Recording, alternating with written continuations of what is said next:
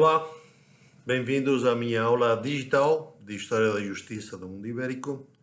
Hoje vamos pegar um aspecto da administração da justiça, da função principal do juiz, de administrar a justiça, que é o aspecto do arbítrio. Eu vou tentar explicar em 3 vídeos, primeiro, como o arbítrio está profundamente relacionado com a prudência.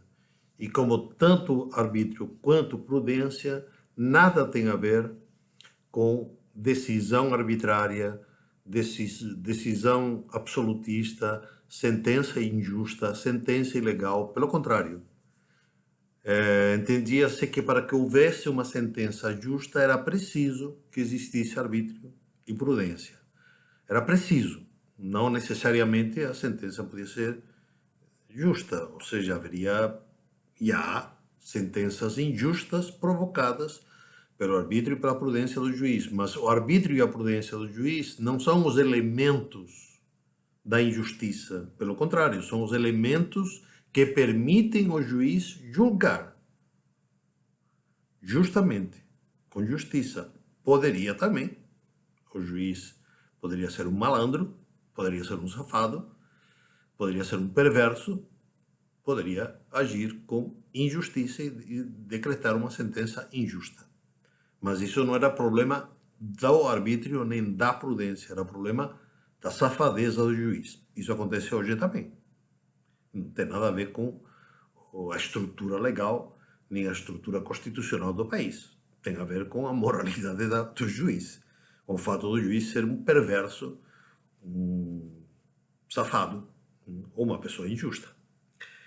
Muito bem, esse é o primeiro ponto, o primeiro vídeo que nós vamos falar. O segundo vídeo vai ser sobre uma explicação teórica e um debate historiográfico sobre a necessidade ou não de fundamentar as sentenças. Tem a ver precisamente com tudo isso. Quer dizer, há uma tendência historiográfica que pensa que não é necessário fundamentar as sentenças. Os juízes, antes da codificação, não fundamentavam as suas sentenças. É isso que nós vamos discutir. E depois, um terceiro vídeo, nós vamos falar sobre alguns processos e algumas sentenças em que tudo isto pode ser explicado melhor, pode ser visto no concreto, no processo, no documento. Muito bem. Vou começar com uma pequena introdução, e essa pequena introdução são 3, 4 definições do Dicionário de Autoridades de 1726. Vocês podem procurar isto na Real Academia, no site da Real Academia da Língua Espanhola, né? Tem um site muito bem feito, muito bem elaborado. Lá tem todos os dicionários, né, da língua espanhola, especificamente um extraordinário para nosso trabalho, que é o Dicionário de Autoridades de 1726, portanto, no primeiro terço do século XVIII. Como é que se entende, o que se afirma que é arbítrio? Leio. Vale também como deliberação, eleição, disposição e ato facultativo para resolver e agir. Em latim, arbitratus. Essa é uma primeira definição que me parece interessante. Um segundo sentido. Algumas vezes toma-se arbítrio como meio, razão e fundamento para agir, fazer ou não alguma coisa. E em força disto se diz comumente: não há arbítrio para executar o que se pede. Interessante também. Ainda 2 outros sentidos, que aqui eu já não vou utilizar a palavra arbítrio, mas a palavra albedrío. Porque em castelhano, o arbítrio, livre-arbítrio, também se diz, como diz o dicionário, livre-albedrío. Fui procurar, então, o termo albedrío e diz: isto aqui continua sendo o Dicionário de Autoridades. a liberdade que Deus deixou à vontade humana para escolher o bom ou o mal, do qual depende o mérito ou demérito do homem. É interessante, vou fazer aqui um pequeno comentário, porque me parece importante. Vejam, aqui há uma clara conotação moral. O albedrio é uma liberdade que Deus deixou ao ser humano para decidir sobre o bom e o mal. E, portanto, sobre o mérito e o demérito. E aqui não diz, mas eu afirmo, né? Portanto, sobre a culpa ou não. Porque mérito e demérito tem a ver com culpa ou não. Se você faz uma coisa boa ou se você faz uma coisa errada, você vai merecer ou desmerecer. Né? Continua o dicionário. Quando esta voz se toma no sentido expressado, se acrescenta quase sempre o adjetivo livre para distingui-lo de outros significados que tem. Então, o livre-arbítrio é a faculdade, é a liberdade que Deus deixou à vontade humana para escolher entre o bem e o mal, mérito e demérito. O bem e o mal já está estabelecido por Deus naquilo que eu falei para vocês. Existe uma crença anterior a tudo isto de que Deus foi o criador do mundo e que ele colocou uma finalidade para as coisas e para as pessoas e que o cumprimento da finalidade é o bem e o descumprimento da finalidade é o mal. Então, o homem pode, os animais não podem. Os animais estão guiados pelo instinto. Então, animais, tendem sempre para o seu fim e por isso eles fazem bem as coisas. No caso do homem, o homem tem livre-arbítrio, não tem apenas instinto. Então, o homem pode escolher ou não, seguir ou não essa bondade ou essa maldade que está inserida na criação. Leio quarto sentido de arbítrio, neste caso estou lendo albedrio. Me parece que este aqui é o mais interessante para o que nós estamos trabalhando. Significa também a sentença de acordo com a razão e com o direito, que dá ao juiz árbitro num juízo que diante dele se passa. Albedrio quer tanto dizer como, leio em castelhano, é uma palavra bem estranha, asmamiento, que devem os homens ter sobre as coisas que são duvidosas, porque cada um há o seu direito como convém. Cada um tem o seu direito como convém. Asmamiento. Eu vou ler agora o que é asmamiento. Mas explico ainda. Albedrio, nesse sentido, né, é a sentença conforme o direito e a razão, que dá ao juiz. Então, o juiz tem albedrio para dar sentença. E essa sentença e esse albedrio deve ser conforme a razão e o direito. Certo? Portanto, não estamos falando de algo que seja arbitrário, de algo que seja caprichoso. Falo o último sentido dos termos aqui no que estamos trabalhando. Asmamiento, não tem, que eu saiba, não tem tradução para o português. É o ato, estou lendo, estou citando, é o ato de julgar atenta e prudentemente sobre as coisas que são duvidosas ou incertas. É uma voz antiquada, que se perdeu. É uma voz antiquada. De fato, em castelhano, nessa época, não se usava mais. Se usava a palavra albedrio, mas o sentido é o mesmo. O ato de julgar atenta e prudentemente sobre coisas duvidosas. É essa a função do juiz. Portanto, veja, é disto que vamos falar. A maioria dos tratados do século XVII e do século XVIII falam precisamente sobre isto, né? Sobre a necessidade do juiz possuir livre arbítrio ou livre albedrio para dar as suas sentenças. Por quê? Porque cabe ao juiz o papel de interpretar a lei. Para sentenciar de maneira justa, o juiz precisa sentenciar. Perdão, precisa interpretar bem a lei. Vou comentar alguns juristas famosos do século XVII, do século XVIII, que falam sobre isto. Primeiro deles, Carrasco del Saz. Esse jurista morreu no Panamá em 1625. Ele foi ouvidor da Real Audiência e tinha sido reitor da Universidade de São Marcos, em Lima. Publicou um tratado que eu li em latim castelhano, era um tratado escrito mais ou menos de forma bilíngue, em 1620, 5 anos antes de morrer. Foi publicado em Sevilha e era um tratado sobre a interpretação das leis da recopilação de Castela. Então, as leis de Índias, que também estavam baseadas nas leis de Castela, foram feitas várias recopilações. Mas, como eu já disse para vocês, havia muitos juristas que faziam comentários às leis. Esse autor, Carrasco del Saz, é um deles. O que ele fala? Que existiam duas formas de interpretação, a geral e a necessária. E era tarefa do juiz, precisamente, a de interpretar a lei para o caso concreto.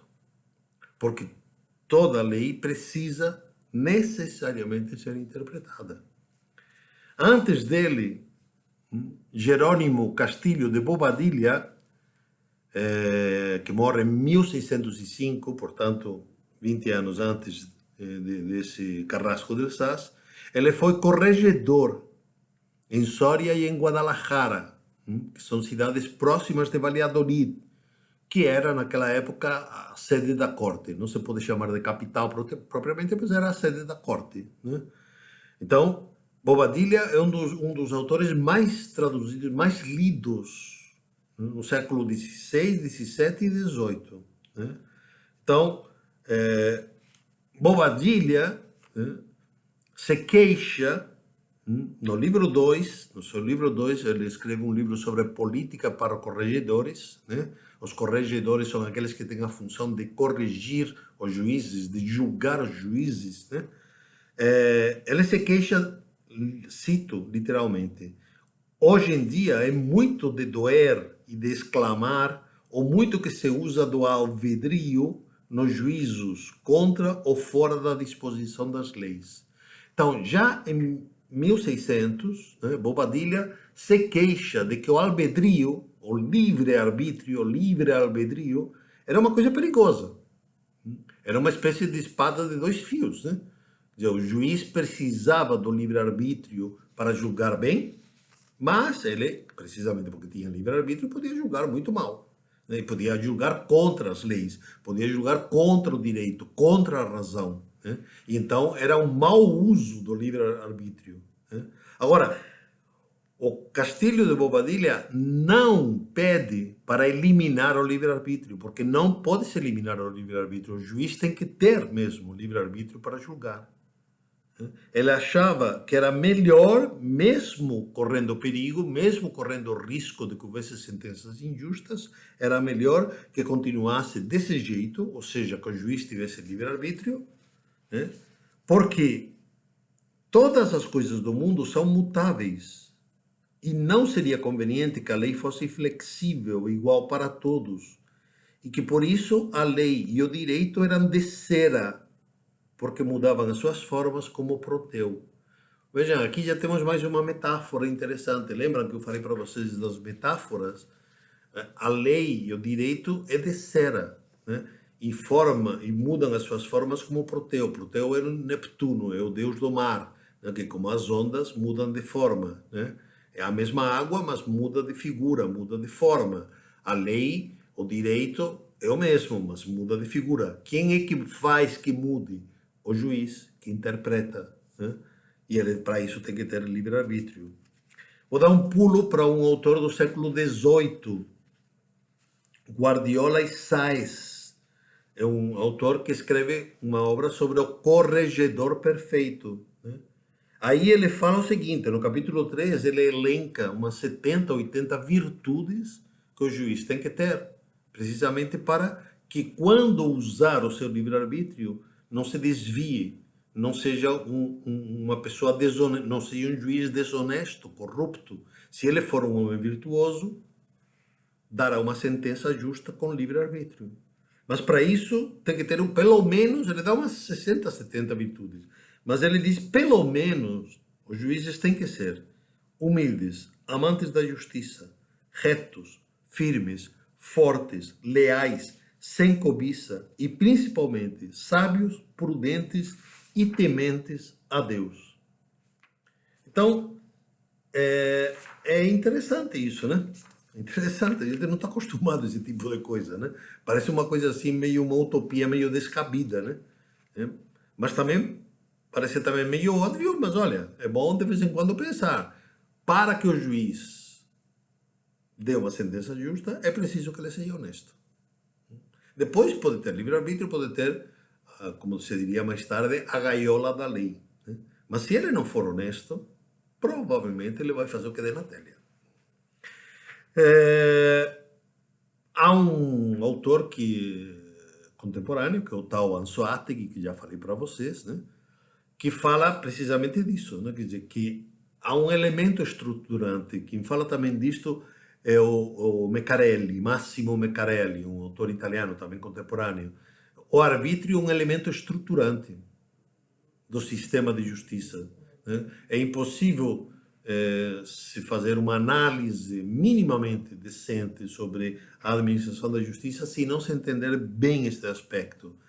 O arbítrio, diz o tal Anzoátegui, delegava ao juiz ou ao ministro a faculdade de decidir sobre uma situação determinada de acordo com a apreciação que realizasse das circunstâncias, das coisas e das pessoas. É claro, então, que não dá para se falar em certeza jurídica nesse momento histórico. Não havia certeza jurídica. O máximo que se podia esperar e aspirar é uma certeza moral. Mas reparem, a palavra certeza jurídica, baseada no princípio de que o juiz age e sentencia conforme a lei, também é meio mitológica, né? Nós falamos de que temos que ter um mínimo de certeza jurídica, porque o juiz vai seguir a lei, mas na verdade a gente sabe, né, que a lei é interpretada e que agora o Supremo Tribunal age desta forma, 2, 3 anos atrás agiu de outra forma. Houve uma série de interesses que levaram os juízes do Supremo Tribunal, interesses, não vou me meter na questão, interesses pessoais, políticos, econômicos, interesses. Houve uma série de interesses que fez com que os juízes julgassem de uma forma A, um ano atrás, por exemplo, para não ir muito mais longe, né? E agora há uma série de interesses que faz com que uma série de ministros do Supremo Tribunal julguem de uma forma B. Nada, eu não tenho nada a ver com isso. Estou simplesmente constatando fatos, né? Então, isso é muito importante. Por quê? Porque às vezes a gente entra dentro de umas palavras míticas, né? Então é preciso ter certeza jurídica. Sim, mas certeza jurídica, na verdade, não se tem nunca.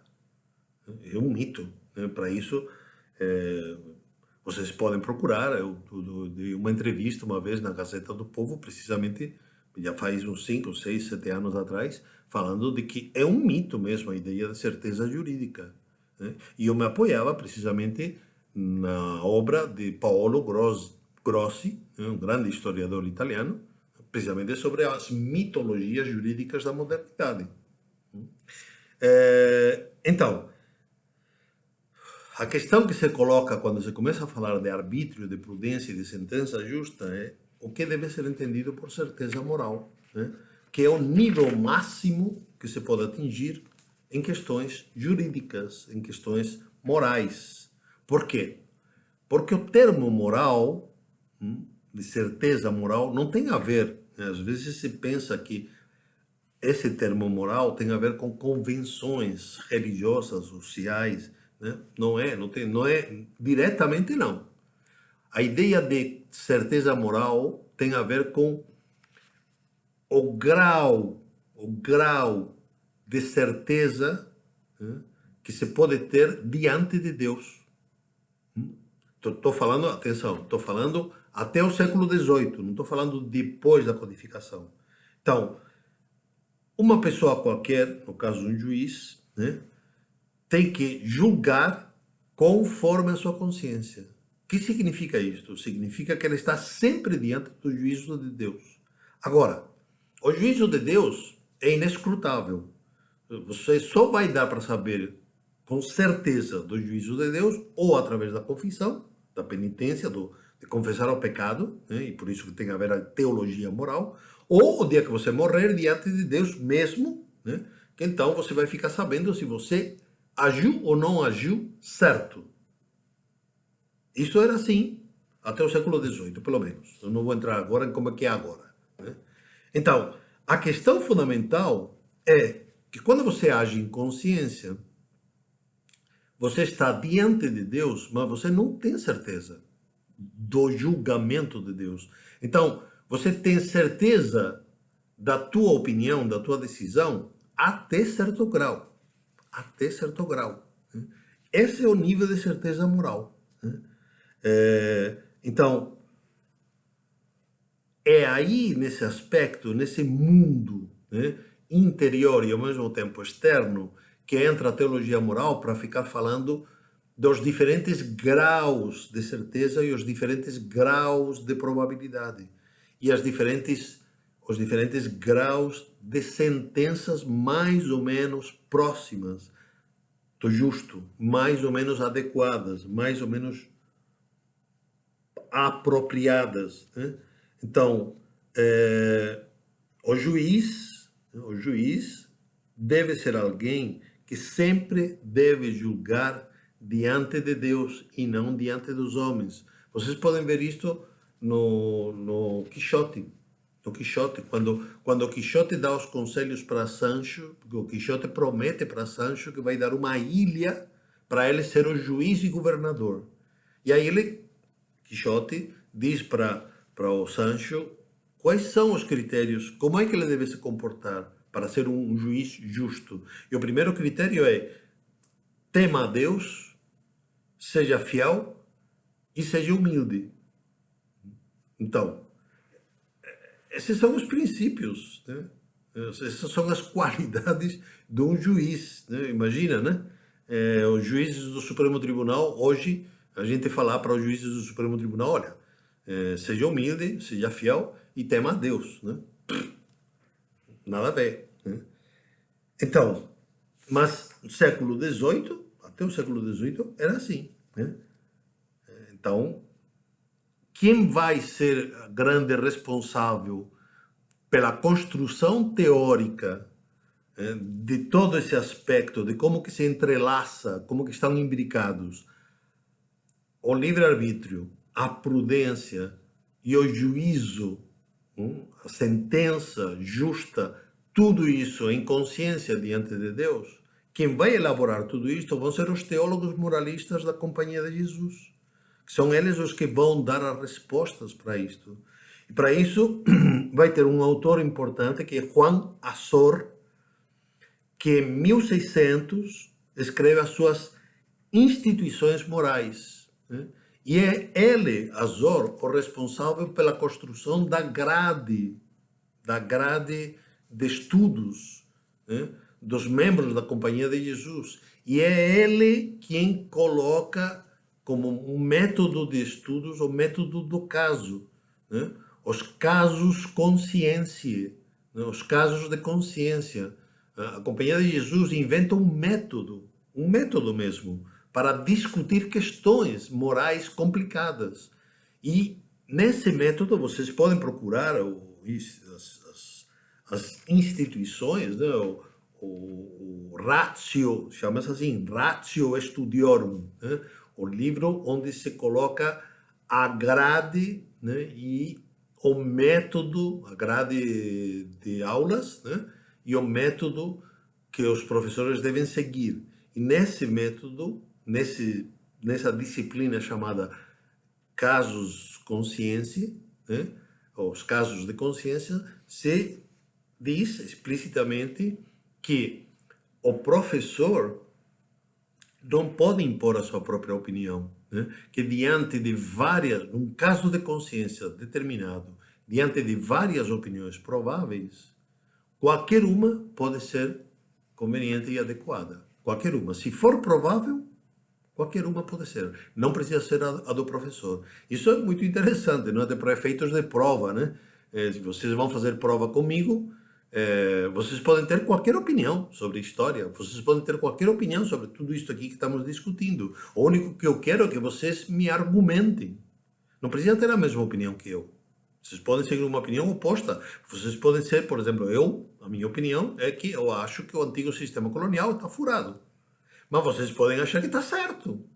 A única coisa que eu quero é que vocês me convençam, ou pelo menos vocês dificilmente vão me convencer, porque eu já pensei muito sobre o assunto. Mas se vocês me derem argumentos coerentes, tudo bem, não tem nenhum problema para mim. Porque pode ser que eu esteja certo e eu esteja errado.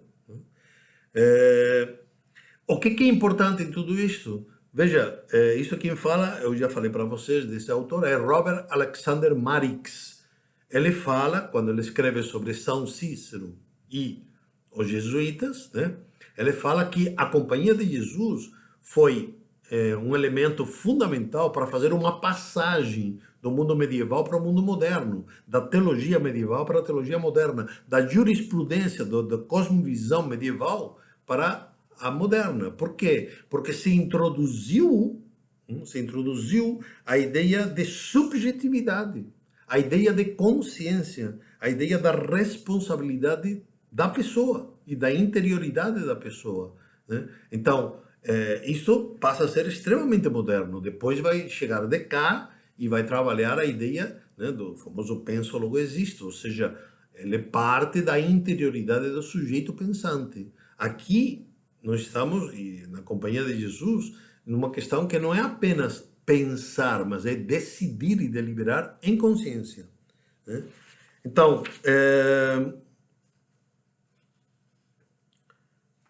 para que houvesse, vamos chamar assim, uma legitimidade suficiente para dar uma sentença justa, era necessário, portanto, né, que se atingisse uma relativa certeza moral, ou seja, que a opinião que fosse seguida, a interpretação que fosse seguida pelo juiz, fosse de acordo com a razão, a razoabilidade e o direito. Direito, não lei. A lei estava sendo interpretada. Direito é aquilo que é justo. Então, você precisava ter um mínimo de vida moral para você perceber se era adequado ou não era adequado, se era conveniente ou não era conveniente, né? E depois, um outro elemento importante era uma autoridade moral, uma base, né? Argumentar sempre, isso vai se introduzir cada vez mais, argumentar sempre baseando-se em algum autor de autoridade. Poderia ser Santo Agostinho, poderia ser São Tomás, poderiam ser juristas famosos, poderia ser Soares, poderia ser Vitória, poderia ser um conjunto deles, poderia ser a opinião comum de todos eles, né? Então, o que passa a ser verdadeiramente revolucionário em tudo isto, né? Me parece que é verdadeiramente revolucionário, e com isto acabo essa aula agora, né? É a afirmação, né? É a afirmação de que diante de uma incerteza ou uma dúvida, ou seja, qual é a lei, qual é o costume, qual é a decisão adequada, era lícito seguir de acordo com o juízo subjetivo do juiz, em boa e reta consciência, qualquer opinião provável, mesmo que parecesse ser menos provável do que as outras. Qualquer opinião que desse uma certeza moral razoável, afirma o Marx, né?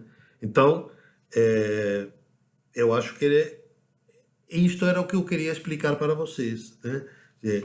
Para entender a função do juiz, a gente só vai conseguir entender se a gente conseguir captar todas estas relações, né, extremamente profundas e extremamente imbricadas entre o arbítrio, a prudência e a consciência, e como tudo isto estava costurado pela teologia moral.